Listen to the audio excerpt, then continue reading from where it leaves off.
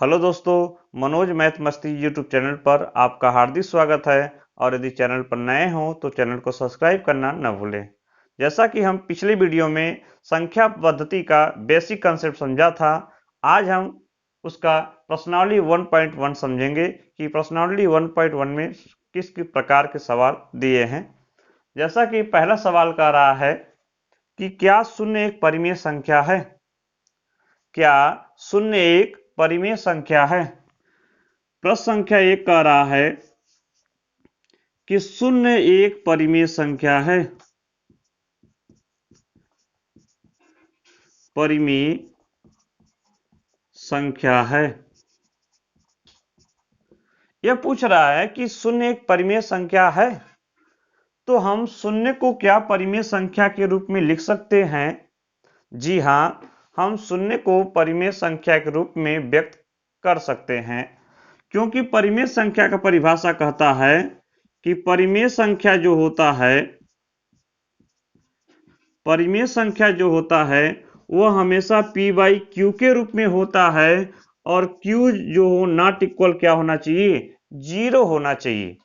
यानी q का मान 0 नहीं होना चाहिए, और p का वैल्यू कुछ भी रहे चलेगा, लेकिन q का मान 0 न हो। तो हमें यहाँ पे दिया है कि 0 एक परिमेय संख्या है, तो क्या हम 0 है तो इसके बाद 1 लिख सकते हैं। हो सकता है, क्योंकि 0 में 1 से भाग देंगे तो क्या आएगा, 0 आएगा। यानी 0/2 लिख सकते हैं। ठीक, 0/3 लिख सकते हैं। देखिए, परिभाषा के अकॉर्डिंग कह रहा है परिमेय संख्या का जो नियम है वह हर का मान 0 नहीं होना चाहिए। अंश यदि 0 हो कोई दिक्कत ना, लेकिन हर का मान 0 नहीं होना चाहिए। q नॉट इक्वल 0, तो हमने q के स्थान पर क्या लिखा, 1 लिख सकते हैं, 2 लिख सकते हैं, 3 लिख सकते हैं। ठीक, तो यह शून्य जो है वह परिमेय संख्या के रूप में लिखा जा सकता है। पहला प्रश्न है कि 0 एक परिमेय संख्या है, तो आप बताएंगे जी हाँ, शून्य को हम परिमेय संख्या के रूप में लिख सकते हैं। जैसे कि परिमेय संख्या बराबर p बाई क्यू और q नॉट इक्वल 0, तो 0 को हम लिख सकते हैं 0/1 और 0/2 और 0/3। ठीक, यह पहला सवाल था। सेकंड सवाल कह रहा है कि 3 और 4 के बीच 6 परिमेय संख्या ज्ञात कीजिए। 3 और 4 के बीच 6 परिमेय संख्या निकालना है। क्वेश्चन नंबर 2 कह रहा है कि 3 एवं 4 के बीच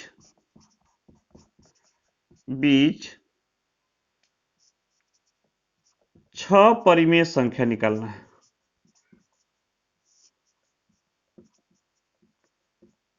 ठीक, तो हम जानते हैं कि जैसे हम पिछली वीडियो में परिमेय संख्या के बारे में बताया था कि दो परिमेय संख्याओं के बीच में अनंत परिमेय संख्या होती है, अपरिमित रूप से अनेक परिमेय संख्या होती है। तो 3 और 4 के बीच में ऐसा लग रहा है 3 और 4 के बीच में कोई संख्या नहीं है, ऐसा नहीं है। 3 और 4 के बीच में अनंत संख्याएं होती हैं। तो 3 और 4 के बीच में क्या निकालना है, 6 परिमेय संख्या निकालना है। इसका निकालने का कई तरीका है, और हम जानते हैं कि 3 और 4 के बीच में अनंत परिमेय संख्या है, तो हर तरीके से अलग अलग परिमेय संख्या आएगा और हर तरीके से सबका सही है। तो सबसे आसान तरीका है, दो परिमेय संख्याओं के बीच में परिमेय संख्या निकालने का फार्मूला है, दो परिमेय संख्या के बीच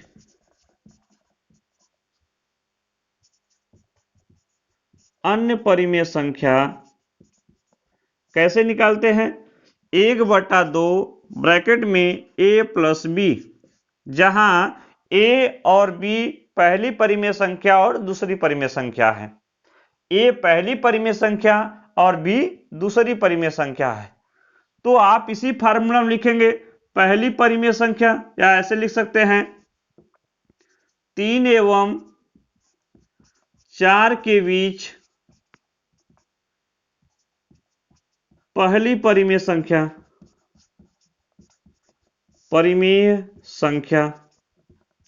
लिख सकते हैं। तो 1/2 ए का मान क्या है 3 है, प्लस बी का मान क्या है 4 है, यानी पहली परिमेय संख्या धन दूसरी परिमेय संख्या। इसको हम सॉल्व करेंगे तो 1/2 मल्टीप्लाई 7 यानी कितना आ जाएगा 7/2 आ जाएगा। यानी 3 और 4 के बीच में पहली परिमेय संख्या आ गई 7/2। तो हम इसको लिख सकते हैं 3, 7/2, 4। ठीक, तो 3 और 4 के बीच में 7/2 आ गया, यानी एक परिमेय संख्या निकल गया। तो 3 और 7/2 के बीच में अनेक परिमेय संख्या है, और 7/2 और 4 के बीच में भी अनेक परिमेय संख्या है। तो आप हमें यह नियम से लगाइएगा कि यह 4 और 7 को लेते जाइएगा, जो आएगा उसको और अंतिम से हल करते जाइएगा। अब हम लिखेंगे दूसरी परिमेय संख्या,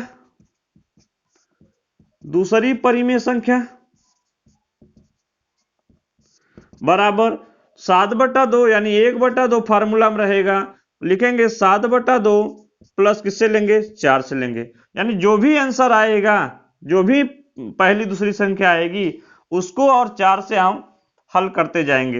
यानी 1/2 हल करेंगे, इसको हो जाएगा कितना 15, 15 बटा कितना हो जाएगा 2, इसको हल करेंगे हो जाएगा 15/4। यानी कि अब 7/2 और 4 के बीच में कितना आ गया 15/4 आ गया। इसी प्रकार हम तीसरी निकालेंगे, तीसरी परिमेय संख्या निकालेंगे तो 1/2 ब्रैकेट में अब कितना है 15 है, 15/4 प्लस किससे निकालेंगे 4 से निकाल देंगे। यह हो जाएगा 1/2, इसको सॉल्व करेंगे तो कितना हो जाएगा 4 चौका 16, 16 15 कितना हो जाएगा 31, 31 बटा कितना हो जाएगा 4, यानी इसको हल करेंगे कितना आ जाएगा 31 बटा कितना आ जाएगा 8 आ जाएगा। यह 3 परिमेय संख्या आ गई, यानी हम इसको लिख सकते हैं 3, 7/2, 31/8, 4। ठीक, तो यह पहली परिमेय संख्या 7/2, दूसरी संख्या हो गई, सॉरी 15 नहीं लिखा, यहां हो सकता है 15/4 और दूसरा है 31/8। ठीक, तो इसी प्रकार चौथी निकाला जा सकता है, पांचवी और छठवीं निकाला जा सकता है, या आप इसको ऐसे डायरेक्ट लिख सकते हैं कि 3, 7/2, 15/4, 31/8, इसके आप लिख सकते हैं कि 15 दूना 30, 31, 7 दूना 14, 1 15, 31, 31 दूना 62, 62 1 63, 63/16, 63 का भी 2 गुना करेंगे कितना आ जाएगा कि 63 दूना कितना हो जाएगा हमारा हो जाएगा 136, 116 हो जाएगा, सॉरी 100 कितना हो जाएगा 26 हो जाएगा, 126। तो 126 और 127 बटा कितना हो जाएगा 32 और कितना हो जाएगा 4। तो 3 और 4 के बीच में 6 परिमेय संख्या हो गया, 3, 7/2, 15/4, 31/8, 63/16 और 127/32 और 4। ठीक, यह 3 और 4 के बीच में 6 परिमेय संख्या निकालने का नियम है कि जो संख्या हम 3 और 4 के बीच में निकालेंगे उससे और लास्ट वाले से हल करते जाएंगे, ये हमारी संख्या आती रहेगी। ठीक,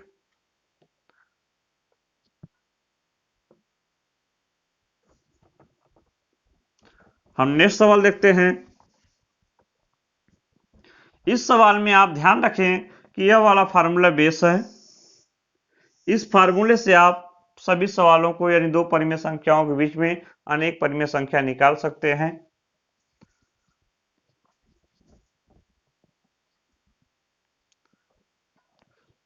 नेक्स्ट है 3/5 और 4/5 के बीच 5 परिमेय संख्या निकालना है।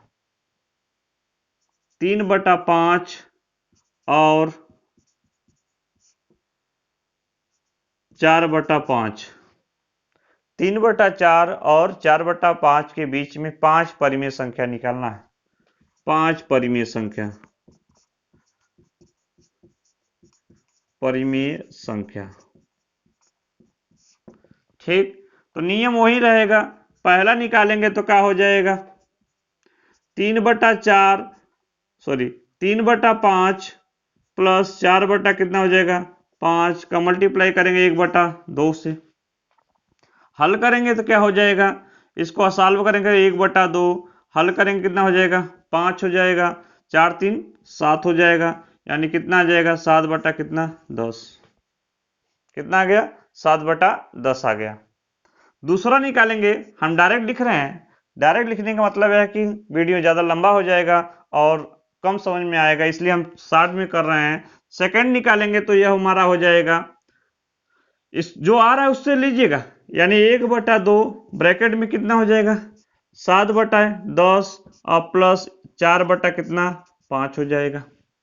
ठीक, इसको सॉल्व करेंगे तो 1/2 ब्रैकेट में लस से कितना हो जाएगा 10, यानी 7 प्लस 8, यानी हल करेंगे कितना हो जाएगा 15/20, कितना हो जाएगा, वही वाला पहले वाले फार्मूला लगा रहे हैं, 1/2 कोष्ठ में पहला परिमेय संख्या प्लस दूसरी परिमेय संख्या।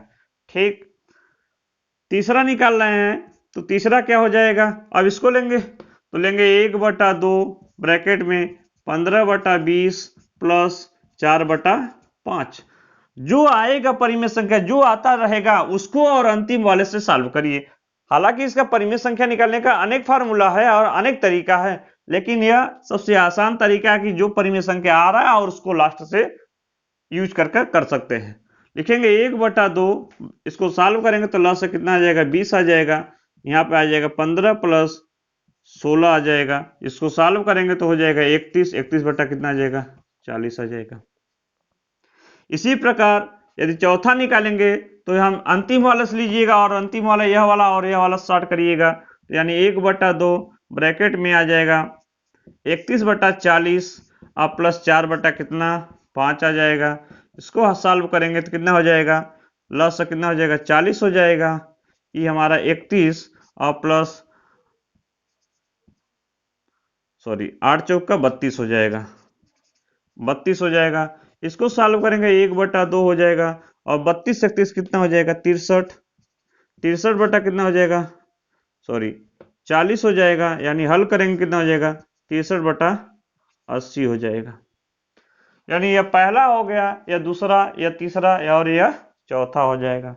इसी प्रकार पांचवा निकाल सकते हैं इस 63 को लेकर, यानी 1/2 पांचवा हो जाएगा यह मेरा 63/80 और प्लस 4 कितना के 5 के, इसको सॉल्व करेंगे तो 1/2 हो जाएगा, यह हो जाएगा लस कितना 80, हल करेंगे तो हो जाएगा 63 प्लस इसमें भाग देंगे तो 16 5 80, 16 बार जाएगा और 16 चौके 64 हो जाएगा, हल करेंगे तो यह हो जाएगा हमारा 1/2 मल्टीप्लाई 127 बटा कितना हो जाएगा 80 हो जाएगा, सॉल्व करेंगे तो 127/160 हो जाएगा। ठीक, तो यह हमारा 3 और 3/5 और 4/5 के बीच में कितनी परिमेय संख्या हो गई हमारी 5 परिमेय संख्या हो गई। पहली परिमेय संख्या यह हो गई, दूसरी परिमेय संख्या यह, तीसरी परिमेय संख्या यह और चौथी परिमेय संख्या यह और पांचवी संख्या यह हो गई। तो इसको हम लिख सकते हैं कि लिख देंगे हम 3/4 लिखेंगे यहाँ पर 3/5 कामा 7/10 कामा 15/20 कामा 31/40 कामा यह हो जाएगा 63/80 कामा यह हो जाएगा 127/120 कामा 4/5 हो जाएगा। यह 3/5 और 4/5 के बीच में 5 परिमेय संख्या निकल गई। हमें उम्मीद है कि यह समझ में आ रहा होगा।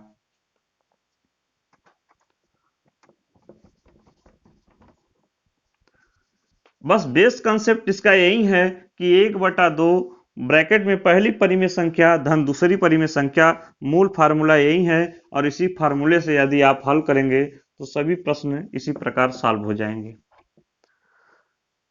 नेक्स्ट है, प्रश्न कह रहा है, चौथा प्रश्न कह रहा है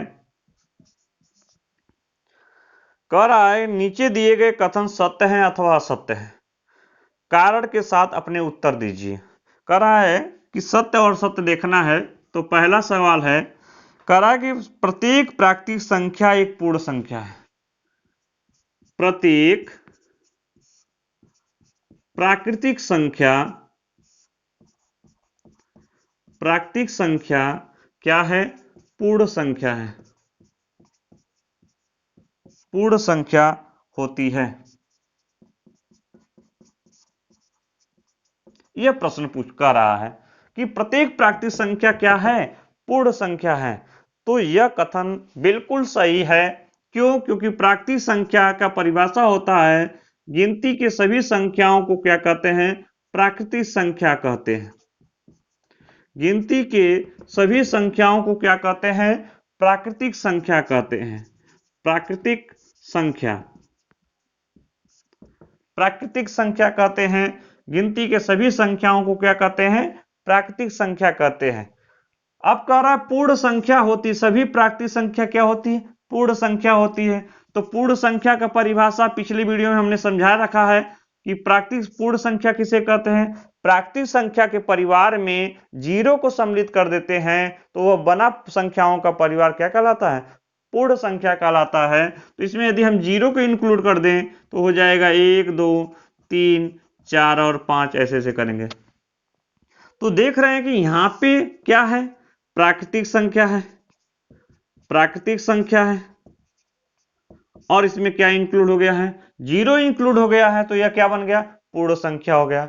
तो सभी जितने भी पूर्ण संख्याएं हैं उसमें क्या होती है? प्रत्येक प्राकृतिक संख्या छिपी होती है। तो यह कथन क्या हो गया? सत्य है। यानी यह कथन लिख सकते हैं कि सत्य है। यह हमारा कथन क्या होगा? सत्य होगा कि प्रत्येक प्राकृतिक संख्या क्या होती है? पूर्ण संख्या होती है।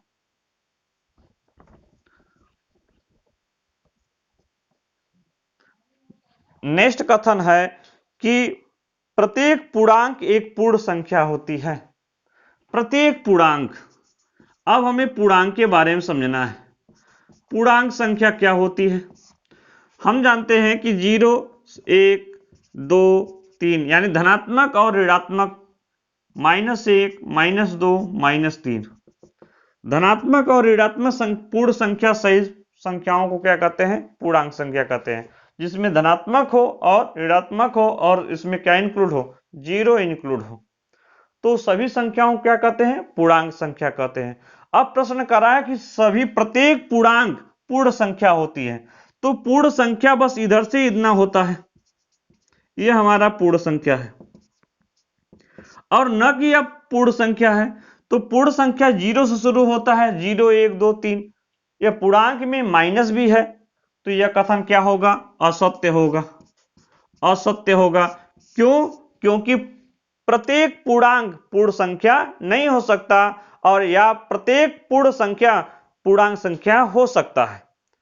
यानी प्रत्येक पूर्ण संख्या पूर्णांक संख्या होती है और प्रत्येक पूर्णांक संख्या पूर्ण संख्या नहीं होती है।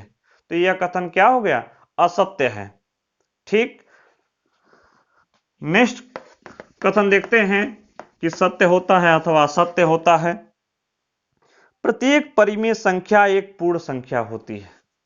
कह रहा है प्रत्येक परिमेय संख्या